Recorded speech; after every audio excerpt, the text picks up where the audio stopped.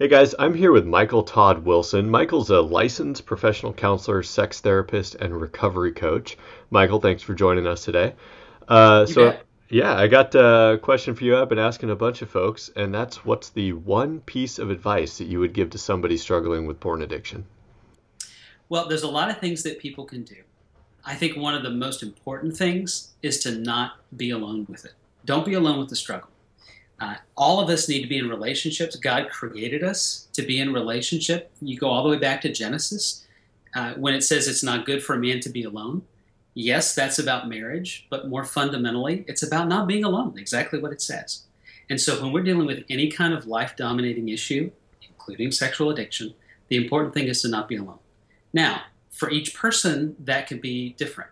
Okay, not being alone uh, might be to find a friend that you already have a relationship with, but you haven't really talked to them about this aspect of what you're dealing with in your life.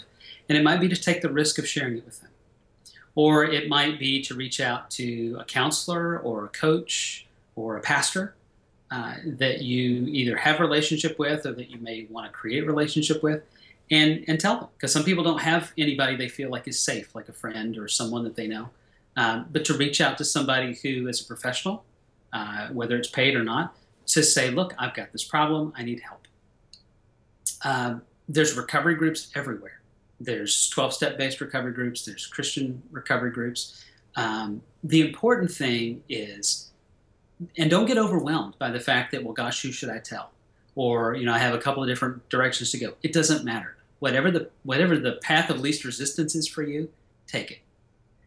Any step to not be alone with it will help you. And in fact, here's what I know from all the guys that I've worked with: you take a tiny step and you feel encouraged about it, you feel like you're making some progress. Guess what you're going to do? You're going to leverage that to take another step. So don't worry about the big steps you're not ready to take yet. Just take a small one. Any step will get you moving beyond the status quo to being able to take the next step of freedom. So it's about community. It's about one step at a time. It's about being in a relationship, and it's about being known. That's probably the most important thing I can say. I think that's excellent advice. Thanks for sharing that. Um, Yeah. yeah, and Michael, tell people where they can find out more about you or your ministry online.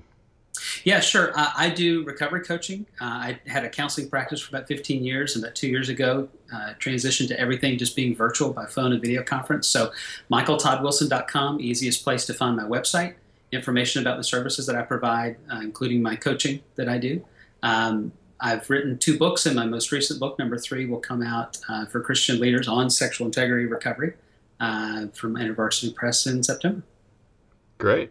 Well, thanks again for your time, and good luck in all your ministry endeavors. You bet. Hey, thanks for what you do too. Yeah, thank you.